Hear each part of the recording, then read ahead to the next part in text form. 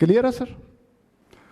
बस ही असां रुगो हिकिड़ी नंढी ॻाल्हि ज़हन में रखूं त मक़सदु छा आहे FFS जो?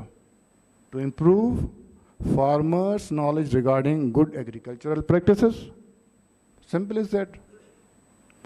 जेके नयूं टेक्नोलॉजीज़ आहिनि उन्हनि जी असांखे इंफॉर्मेशन ट्रांसफ़र करणी आहे न यार। हिते असां जेके ॻाल्हियूं ॿुधूं था, जेके असांजा माशाअल्लाह मोस्ट एक्सपीरियंस्ड रिसोर्स पर्सन्स हिते तव्हांखे जेके ॻाल्हियूं ॿुधाइनि था, उहे ॻाल्हियूं असांखे ट्रांसफ़र करणियूं आहिनि यार। टाइम असां तमामु घटि आहे, सिर्फ़ु 10 विज़िट्स आहिनि असांजूं। असांजो फ़र्ज़ु आहे त जेके शयूं असां हिते सिखूं था, सिंपल उहे ट्रांसफ़र कयूं, उहे फार्मर खे ॿुधायूं, गाइड कयूं, इंफॉर्मेशन डिसिमिनेट कयूं। वधीक शयूं, वधीक ॻाल्हियूं ज़हन में रखंदव त मुंजारो थींदो। असां गुड एग्रीकल्चरल प्रैक्टिसिस खे डिसिमिनेट कयूं, इंफॉर्मेशन ट्रांसफ़र कयूं फार्मर ॾे। तमामु अहम ॻाल्हि आहे ऐं गौर तलब ॻाल्हि आहे त हीअ असां कीअं मयरु करे सघूं था फार्मर जी knowledge before and after FFS। हिकिड़ो फार्मर आहे जेको ट्रेनिंग वठण खां पोइ चए थो यार तव्हां ते पंहिंजो मुंहिंजो टाइम ज़ाया कयो आहे, जेके तव्हां मूंखे ॻाल्हियूं ॿुधाए पिया त सभु मूंखे ख़बर आहिनि। अगरि हू क्लेम थो करे त मुंहिंजे ख़्याल में इहा सुठी ॻाल्हि न थींदी। ॾाढो सुठो थींदो जो असां उन्हनि जी जेका नॉलेज आहे उहा असां पाण मयरु कयूं।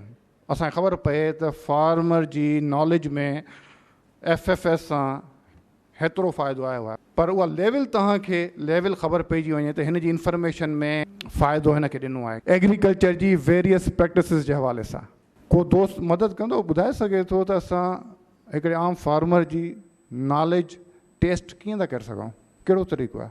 ग्रेट, जवाबु बिल्कुलु अची वियो। उनखे तव्हां को पनो ॾियो था, पेन ॾियो था त हीअ शयूं असांखे लिखी ॾे त उहो कोन ॿुधाईंदो।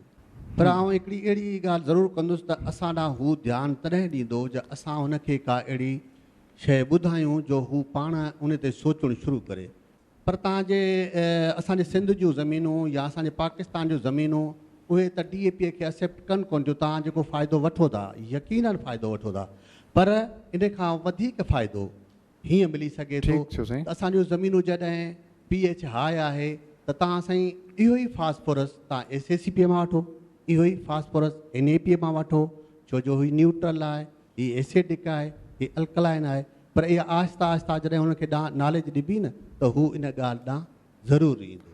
महिरबानी, ज़रूरु ख़्यालु कंदो। महिरबानी हुजण साहब, बिल्कुलु सही आहे। असां वटि ट्रायल हुया ऐं फार्मर्स जा नाला बि ॾिना हुयासीं, त उन में डिले थी वियो। असांजे डिस्ट्रिक्ट में को बि प्लाट कोन लॻी सघियो। ऐं हींअर बि असांजो राइस जो क्रॉप आहे, असां दोस्तनि खे चयो आहे इनपुट्स टाइमली नथियूं अचनि जेके असां फार्मर खे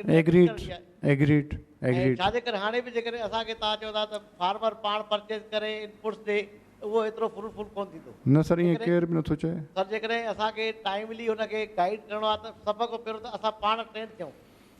जॾहिं असां वेल इक्विप्ड हूंदासीं, वेल ट्रेंड हूंदासीं त फार्मर खे उहो ई डिले कंदासीं। बिल्कुलु सही ॻाल्हि आहे। कंदासीं उन खां पोइ डिले ख़तमु थिए थियूं। हाणे असां हिन वक़्तु जॾहिं असां वटि हाणे ट्रांसप्लांटेशन शुरू थी चुकी आहे ऐं पाणी अचण वारा बेजरा तयारु थी चुका आहिनि, अञा ताईं असां हिते ट्रेनिंग था कयूं त इहो क्रॉप ते कहिड़े सां इम्प्लीमेंट कंदासीं। ठीकु आहे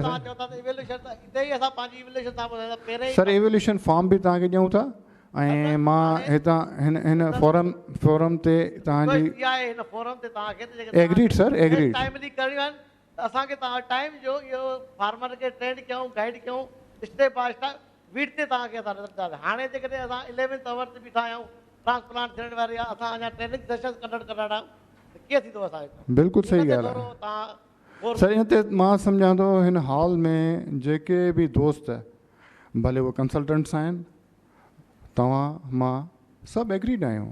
हाणे मां उजण साहब जो सवाल जो जवाबु ज़रूरु ॾियणु चाहींदुसि। उजण साहब, बिल्कुलु तव्हांजी बि ॻाल्हि ठीकु आहे, मां एग्री थो कयां त ट्रांसफ़र असांजो कमी इहो आहे। फार्मर फील्ड स्कूल में छा पिया कयूं असां? कमी असांजी कोन थी त इंफॉर्मेशन ट्रांसफ़र करणी आहे असांखे, ठीकु आहे न? तव्हांजी इन ताईं त ॻाल्हि सही आहे, पर एक्चुअली मुंहिंजे ख़्याल में माइंड न कजो, तव्हां क्वेश्चन शायदि पिक न कयो। मुंहिंजो सुवालु इहो हुयो त तव्हां दोस्त इन हवाले सां, समय साहब बिल्कुलु सही जवाबु ॾिनो, त असां नॉलेज कीअं टेस्ट कयूं। नॉलेज त असां ट्रांसफ़र कंदासीं, तव्हांजी ॻाल्हि सही आहे, तव्हां जवाबु ॾिनो त असांखे नॉलेज आस्ते आस्ते कचहरीअ में ईअं ट्रांसफर करणी आहे।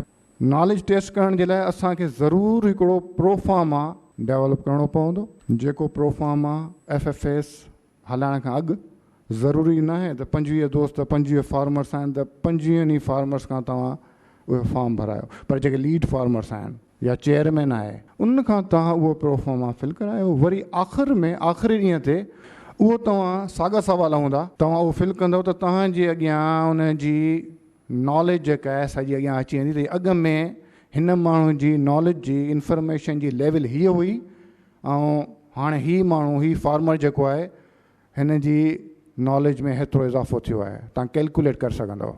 उन जे लाइ हे नेक्स्ट स्लाइड में हिकिड़ो क्वेश्चनियर आहे, नेक्स्ट स्लाइड प्लीज़। हाणे ॾिसंदो हिन में ही लिस्ट आहे हिकिड़ी सवालनि जी ऐं जेके वेरियस असांजा एस्पेक्ट्स आहिनि एग्रीकल्चर जी प्रैक्टिसिस जे हवाले सां। हाणे अगरि पढ़णु मां शुरू कंदुसि त इलाही टाइम लॻी वेंदो। हीअ जीअं मां अर्ज़ु तव्हांखे अॻ में कयुमि त हीअ तव्हांखे हार्ड कॉपी ऐं सॉफ्ट कॉपी ॿिन्ही सूरतुनि में हीअ तव्हांखे ई मिलणी आहे। हीअ सिर्फ़ु हिकिड़ी टिक मार्किंग आहे, तव्हांखे सुवालु पुछणो आहे ऐं असां कोशिशि पिया कयूं त इहो साॻियो प्रोफार्मा डेवलप कयूं सिंधीअ में उर्दूअ में।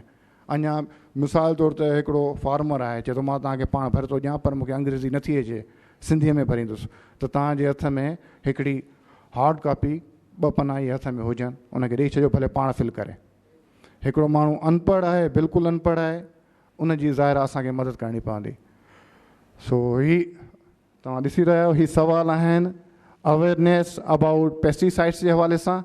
Please next slide. ही वरी सेकेंड नंबर ते न्यूट्रिएंट मैनेजमेंट नॉलेज जे हवाले सां कुझु स्टेटमेंट्स आहिनि।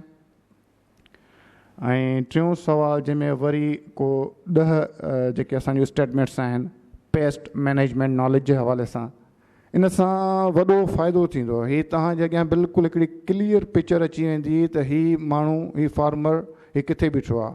हीअ तव्हां क्लेम इवन करे सघो था दादा हीअ प्रोफार्मा, हीअ क्वेश्चनियर, हीअ फार्मर फील्ड स्कूल खां अॻु तव्हां खां भरायोसीं, हिन स्टेटमेंट जो हिन सवाल जो तव्हां हीअ जवाबु ॾिनो जेको सही न हुयो, हीअ ॻाल्हि हाणे तव्हां सही पिया कयो, तव्हां क्लेम करे सघंदव। Sir next. ही आख़िरी जेके स्टेटमेंट्स या जेके सवाल आहिनि डिसीशन मेकिंग मेथड सोर्सिस जे हवाले सां आहिनि। जीअं असां कॉटन इकोसिस्टम एनालिसिस जी ॻाल्हि कईसीं कल्ह, त उन हवाले सां तव्हां बाद में आख़िर में हुन खां सवाल करे सघो था त इकोसिस्टम एनालिसिस जे थ्रू तव्हां पंहिंजो डिसीशन वठो था, जेका बि एग्रीकल्चर जी प्रैक्टिस कयो था। अगरि हू अॻ में इकोसिस्टम एनालिसिस ते न हूंदो त हू पेस्टिसाइड्स तमामु घणियूं इस्तेमालु कंदो हूंदो।